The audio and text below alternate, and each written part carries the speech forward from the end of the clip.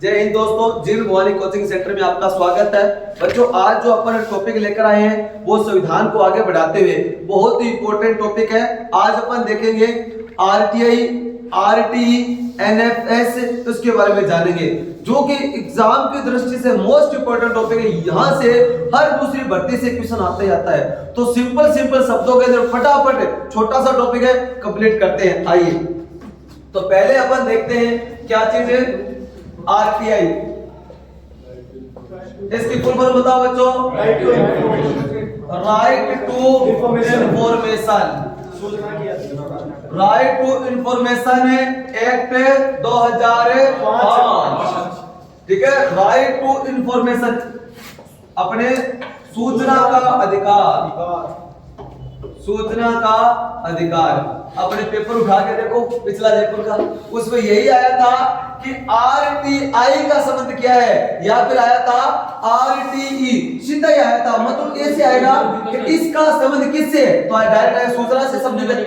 कोई क्वेश्चन नहीं आता कि अधिकार कब पारित हुआ, डेट में आता ही नहीं है। अपने सिंपल चीजें आती है। तो पहला तो क्या आरटीआई बोले तो राइट टू इंफॉर्मेशन, और ये अधिनियम कब बना 2005, ठीक है। तो बात राइट टू इंफॉर्मेशन एक्ट 2005, सूचना का अधिकार अधिनियम 2005। देखो, अगर आप इसके बारे में लिखना चाहें तो क्या, सूचना का अधिकार है, यह अधिनियम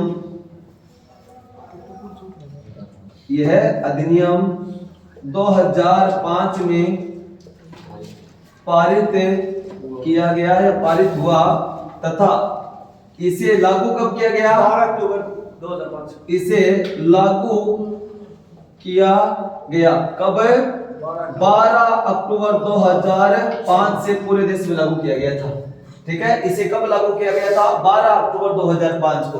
आपको सर है क्या चीज ये राइट टू इंफॉर्मेशन, सूचना का अधिकार।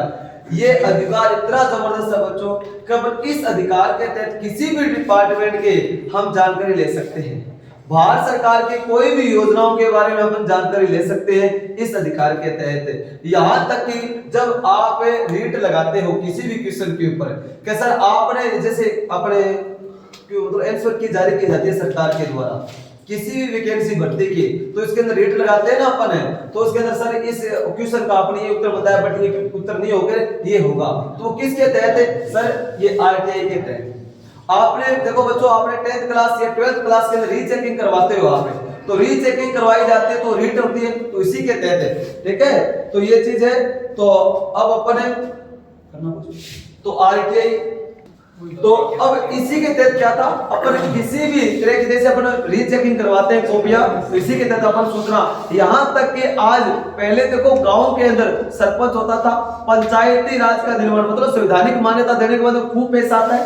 आज पंचायतों के विकास के लिए 5 साल के लिए 7 करोड़ आते हैं बच्चों, तो अब ये इतना पैसा आता है। तो अब मान लीजिए सरपंच साहब ने एक सड़क बनाई या एक स्टेडियम बनाया या फिर चार दीवारी निकाली, तो उसके अंदर वो सरपंच लिख देता है बोर्ड के ऊपर, ये साहब हमने 4 दीवारी निकाली है या फिर स्टेडियम बनाया है या फिर रोड बनाई है, इसमें इतना खर्चा लगा। तो ध्यान रख लेना, अब मैं लगा कि यार ये सरपंच साहब गड़बड़ कर रहे हैं। क्या कर रहा है सरपंच, गड़बड़ कर रहा है। तो हम गए कहां पर है सर, एसडीएम साहब वहां पर है, वो सिंगल एंट्री होता है, और वहां पर क्या किया हमने, क्या लिखा कि साहब हमारे सरपंच साहब ने, मैं इस ग्राम पंचायत से बिलोंग करता हूं और हमारे सरपंच महोदय ने यहाँ पर सड़क का निर्माण करवाया, उसमें हमें धांधली लग रही है, उसकी हमें जानकारी दीजिए। सरपंच साहब ये सारी एक बोला जाएगी, एक यूनिट को रिकॉर्ड देगा, वो इतनी ईंटें लगी, इतना लेबर चार्ज लगे, सारे 5 मिनट पकड़े में आ जाएगा। इतना जबरदस्त है, कोई भी पैसे नहीं खा सकता, तभी तो पुराने वाले पकड़े जा रहे हैं इसी के तहत, समझ में आई।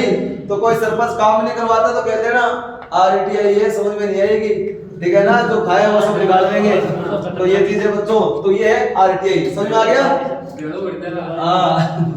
तो इसके तहत बहुत ही जबरदस्त है, इसका मिसयूज भी हो रहा है, कोई भी भर्ती को स्टे लगाया जाता है ना इसी के तहत। अब मान लो वो रिजल्ट निकाल दिया, रिजल्ट के ऊपर लगा दिया आपने, साहब हमें तो बाद में मौका दिया गया था, क्या करो कोर्ट में चले गए, रोक लगाओ, अब रोक लगा दी।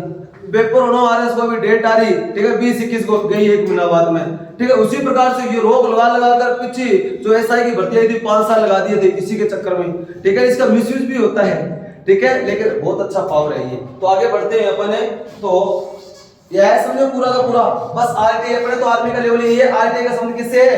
सूचना पाने से, राइट टू इंफॉर्मेशन। ये कब देश में लागू हुआ? 12 अक्टूबर है 2005 में। नेक्स्ट पढ़ते हैं बच्चों कौन सा, देखो आरटीई बोले तो राइट टू एजुकेशन।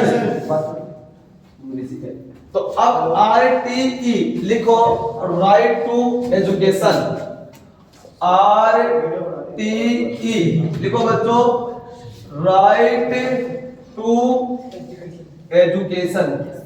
बोले तो राइट टू एजुकेशन ये अधिनियम कब बना? 2009 में, ठीक है। आरटीई डालो हेडिंग, शिक्षा का अधिकार, राइट टू एजुकेशन। ये आया था पेपर में, क्या आरटीई का संबंध क्या? ऑप्शन शिक्षा। बस सिंपल सा क्वेश्चन आता है अपने आर्मी में, पता होना चाहिए क्या सर? आरटीई शिक्षा का अधिकार। और ये अधिनियम कब बनाया गया? अधिनियम 2009 में, ठीक है। ये चीज है तो शिक्षा का अधिकार। इसमें क्या कहा गया था? आपको बात चल रही थी अभी 6 से 14 वर्ष के बच्चों को अनिवार्य शिक्षा, देखिए 2002 बाद के अंदर हमारे कैलाश सत्यार्थी जी के प्रयासों से प्रत्येक बच्चे को शिक्षा लेने का अधिकार है। आप उसको शिक्षा से वंचित नहीं कर सकते। अरे हमें शिक्षा लेने का अधिकार है, हमारा बाप नहीं रोक सकता हमें शिक्षा लेने से, ध्यान रख लेना। तो ये है हमें प्रदान करता आरटीई। ये कब है? 2009 में। सभी आज सरकारी स्कूलों के अंदर हमें फ्री के अंदर शिक्षा दी जाती है। 2009 के अंदर पहले 8वीं क्लास तक थी, अब 12वीं तक है। लड़का हो चाहे लड़की हो, फ्री के अंदर। पहले 9th में सरकारी स्कूलों में बुकें लानी पड़ती थी, ठीक है। छोरा ले गया छोरे ना फ्री, लेकिन अब बराबर कर दिए भैया, ठीक है। आ चीज है तो शिक्षा का अधिकार, ठीक है, अधिनियम 2009। तो अब देखो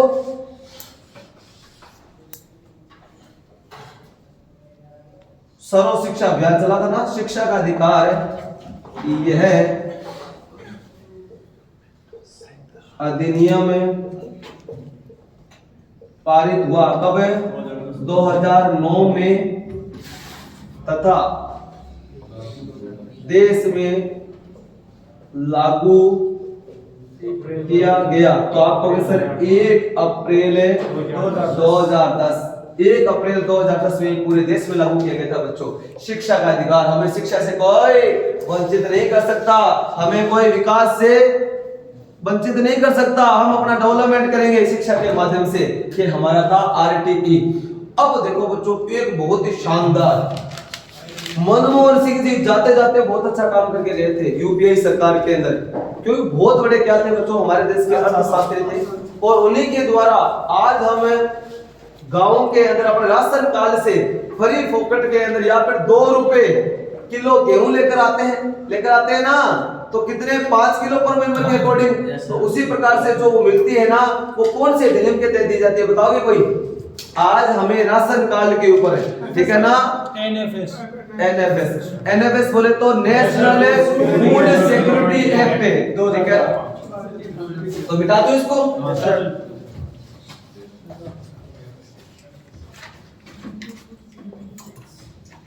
एनएफएस तो फुल फॉर्म क्या है बच्चों? National food security act 2013। आपको सर मनमोहन सिंह जी के द्वारा राष्ट्रीय खाद्य सुरक्षा अधिनियम, इसको बोलते हैं बच्चों राष्ट्रीय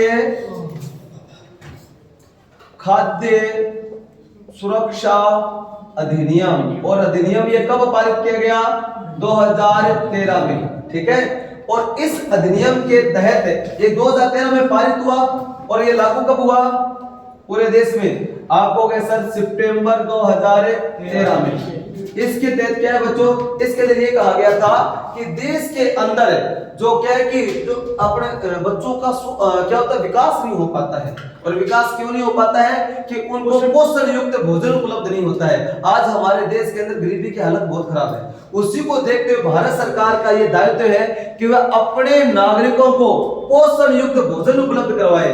उसी के तहत इस अधिनियम के तहत भैया गेहूं मतलब सब कम से कम दाम में और अच्छा भोजन उपलब्ध करवाए, इसी एक्ट के तहत, नेशनल फूड सिक्योरिटी एक्ट के तहत 2013 के अंदर अधिनियम बनाया गया था। उसी के तहत हमें क्या कि सर जो मोटा अनाज है, गेहूं वगैरह है, 2 रुपए किलो मिलता है ना, तो पर कैंडिडेट के हिसाब से 5 किलो एक महीने की मिलता है ना अपने, तो कौन से एक्ट के तहत है?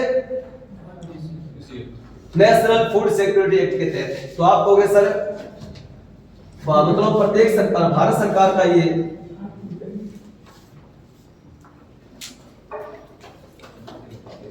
भारत सरकार का यह दायित्व है कि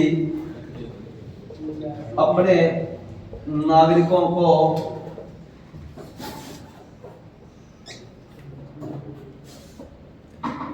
पोषण युक्त भोजन उपलब्ध करवाए। ठीक है बच्चों, इसी के तहत जो गेहूं है अपने दी जाती है, प्रदान की जाती है, इसी एक्ट के तहत है। और इसी एक्ट के तहत कोरोना महामारी के अंदर केंद्र सरकार की तरफ से अलग से हमें अनाज मिला था फ्री के अंदर, याद है आपको? केंद्र सरकार ने अलग से दिया था ना, इसी एक्ट के तहत। जबरदस्त अधिनियम था बच्चों, बहुत ही बढ़िया ये भारत को भूखमरी से बाहर निकालने के बहुत बड़ी पहल है। तो नेशनल फूड सिक्योरिटी एक्ट, ठीक है, ये है सरकार का दायित्व। तो बच्चों हमने 3 पढ़े हैं, आरटीआई, आरटी, एमएफएस। तो आप ये बताओ आपको पूरा समझ में आया क्या? जबरदस्त तरीके से, वेरी गुड भाइयों, उम्मीद आपसे भी है कि आपको ये पूरा वीडियो समझ में आया होगा। अगर आपको वीडियो समझ में आया है तो आप इसे लाइक और कमेंट करना नहीं भूलें। अगर आप हमारे चैनल पर नए हैं तो जरूर सब्सक्राइब करें। जय हिंद, जय भारत।